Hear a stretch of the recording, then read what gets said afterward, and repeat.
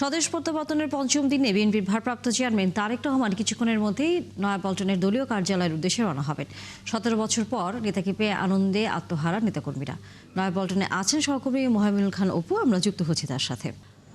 অপু, আমরা শুনছিলাম আমাদের আরেক সহকর্মীর কাছ থেকে যে দুপুর 2:30টার পর তারেক রহমান তার গুলশানের বাসভবন থেকে বের হবেন। তিনি প্রথমে ছিল এরকমই কর্মসূচি যে সরাসরি নয়াপল্টনে আসবেন, কিন্তু এখন এভারকেয়ার হাসপাতালে বেগম খালেদা জিয়ার সর্বশেষ শারীরিক অবস্থার খোঁজ নিয়ে তিনি নয়াপল্টনের উদ্দেশ্যে রওনা দেবেন। সেই হিসেব করে আসলে কিছুটা দেরি হবে হয়তো নয়াপল্টনে পৌঁছতে, কিন্তু যেহেতু তারেক রহমান আসছেন, দলের কেন্দ্রীয় কার্যালয়ে আসছেন, সেটি জানার পর থেকে সেখানকার যারা নেতাকর্মী রয়েছেন তারা নিশ্চয়ই অনেক উচ্ছ্বাসিত। আপনার মাধ্যমে সেখানকার খবর আমরা জানতে চাই এবং একই সাথে তারেক রহমানের আশাকে ঘিরে নিরাপত্তা ব্যবস্থাও সেখানে কেমন রাখা হয়েছে।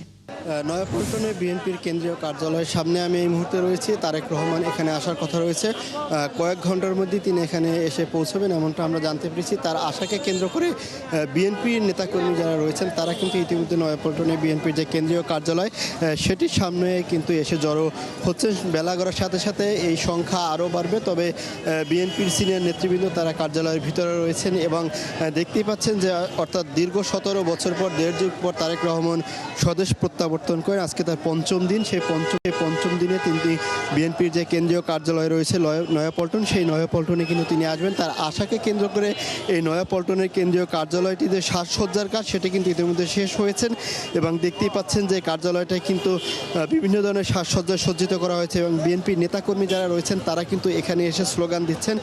যেহেতু কয়েক ঘন্টার পরেই তারেক রহমান এখানে আসার কথা রয়েছেন এবং 2:30 নাগাদ তার বাসা থেকে বের হয়ে এভারকেয়ার হাসপাতালে যেতে পারেন, সেখান থেকে তিনি এখানে আসার কথা আমরা জানতে পেরেছি। তবে ইতিমধ্যে কিন্তু এই সড়কটিতে বিএনপি নেতাকর্মীরা এখানে এসে ভিড় জমায়েত করছেন এবং আপনি যেটি নিরাপত্তার বিষয় যেটি বলছিলেন, আমরা সকাল থেকে এখানে ছিলাম।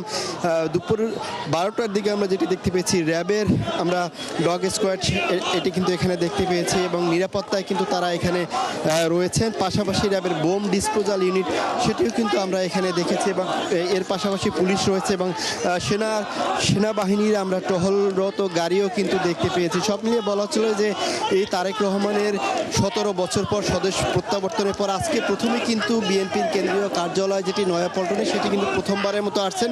গতকাল তিনি কিন্তু গুলশানের কার্যালয়ে গিয়েছিলেন, তবে আজকে তিনি এখানে আসছেন, অর্থাৎ 2006 সালে তিনি এখানে এসেছিলেন।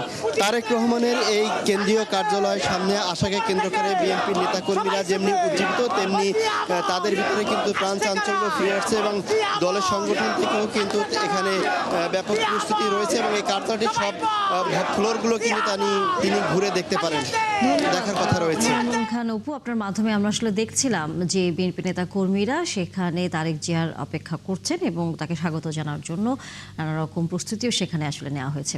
দর্শক সহকর্মীরা এতক্ষণ ছিলেন তারেক রহমানের সর্বশেষ খবরাখবর নিয়ে।